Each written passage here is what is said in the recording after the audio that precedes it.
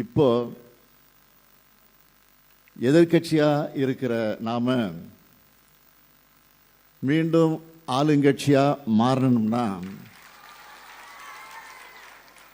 இன்னும் சுறுசுறுப்பாகவும் வேகமாகவும் செயல்படணும். அதுக்கான களமாகத்தான் இந்த கூட்டம் நடந்துகிட்டு இருக்கு. 6 மாசம் கூட விமர்சனம் பண்ணாம இருக்கிற மாதிரி இந்த ஆட்சி நடக்குமா அப்படின்னு நான் கலந்து கொண்ட சில நிகழ்ச்சிகளில் பேசினேன். ஏற்கனவே நடந்த நிகழ்ச்சிகளில் நான் பேசினேன். உடனே அதை உண்மைக்கு மாறாக திரிச்சு ஆட்சியை கவிழ்க்க சதியா அப்படின்னு கேட்டு நம்ம எதிரிகள் அழ ஆரம்பிச்சிட்டாங்க. ஏற்கனவே நான் நிறைய முறை சொல்லிட்டேன். இன்னொரு முறையும் இந்த கூட்டத்தில் நான் தெளிவாக சொல்ல விரும்புகிறேன். திமுக கழகம் பொறுப்பான விழிப்பான எதிர்க்கட்சியா தன்னுடைய கடமையை உறுதியா செய்யும்.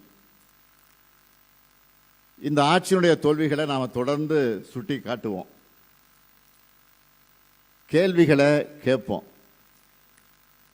அடுத்து எப்ப தேர்தல் இருந்தாலும் மக்களே இந்த ஆட்சியை அகற்றுவாங்க.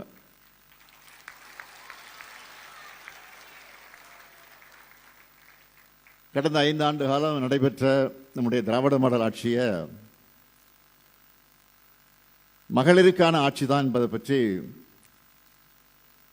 இங்கே எனக்கு முன்னால் தலைமையேற்று பேசிய சகோதரி கனிமொழி அவர்களும் குறிப்பிட்டு சொன்னார்கள். முதல் கையெழுத்து ஆட்சிக்கு முதல் கையெழுத்தான விடியல் பயணத்தை தொடங்கி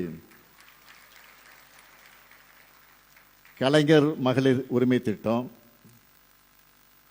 புதுமை பெண் திட்டம்னு ஏராளமான புதுமையான திட்டங்களை நாம தான் உருவாக்கணும். அது மக்களுக்கு சரியா சென்றடைதான பார்த்து செஞ்சு கொடுத்தோம். அது மட்டுமல்ல, இப்போ நடந்து முடிஞ்ச தேர்தல் எலெக்ஷன் நேரத்தில் கூட பெண்களுக்காகத்தான் நிறைய வாக்குறுதிகளை நாம் கொடுத்தோம்.